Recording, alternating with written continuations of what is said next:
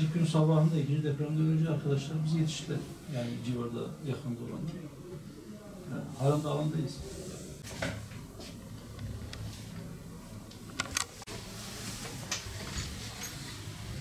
Bütün teşkilatlarımızla, arkadaşlarımızla sahadayız. Dolaşıyoruz. Dün Maraş'taydık. Bugün de Adıyaman'da tekrar çalışmaların geldiği aşama ve ihtiyaçlar, eksiklikler, sorunlar var mı? Varsa nelerdir? Bunları gidermek için neler yapılabilir? Yerinde tespit etmek için geldik. Maalesef vefat eden vatandaşlarımızın sayısı gittikçe yükseliyor. İlk günlerde belki onlarla, yüzlerle ifade edilen sayı 10 binleri aştı. Sadece Adıyaman'da vefat eden vatandaşlarımızın sayısı da 4000'i aştı.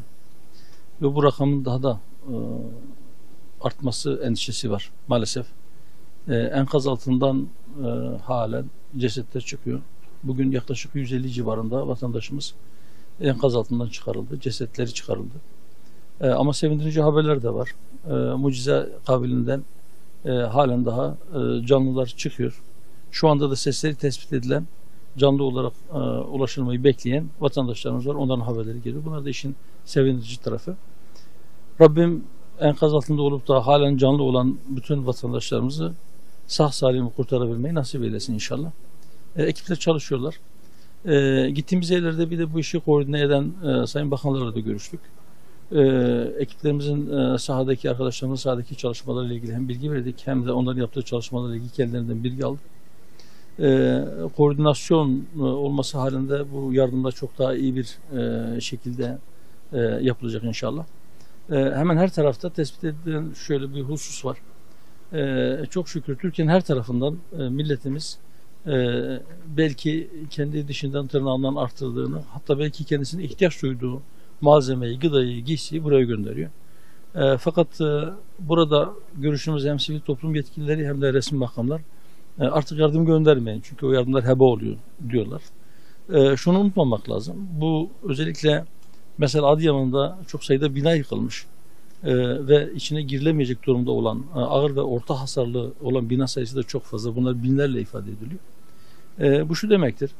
Bu vatandaşlar belki uzun bir süre konteyner kentlerde ya da çadır kentlerde bunlar hayatlarına devam edecekler.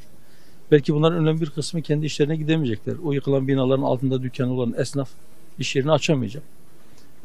Yani daha uzun bir süre zamana yayılmış bir şekilde bu yardımların devam etmesi gerekiyor. Bu yüzden yardım gönderen bütün vatandaşlar evet yardım kuruluşlarına aynı ve nakdi yardımlarını yapsınlar ama buraya koordinesiz, plansız bir şekilde lütfen kimse yardım göndermesin çünkü onların heba olma, onların israf olma tehlikesi var. Yıkılmış 1350 civarında bir hasar, tamamen yıkılmış bina var. 1000'in üzerinde de ağır hasarlı bina var sadece Adıyaman'da. Bizim çalışmalarımız devam edecek. İnşallah bu yaralar bütünüyle sarılıncaya kadar bütün ekiplerimizle bir sahada olacağız. Şu anda alet edevat eksikliği kalmamış. İlk günlerde bunu resmi makamlarda kabul ediyor. Belki diğer yerlerdeki çalışmalara göre Adıyaman'da biraz geç başladı. Bazı talihsizlikler yaşanmış. Fakat şu anda yaralar hızla sarılıyor.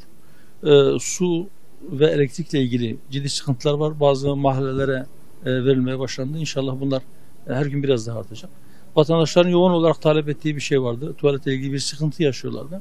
Seyyar tuvaletler kurulmaya başlanmış. Yarın da bunlar devam edecek.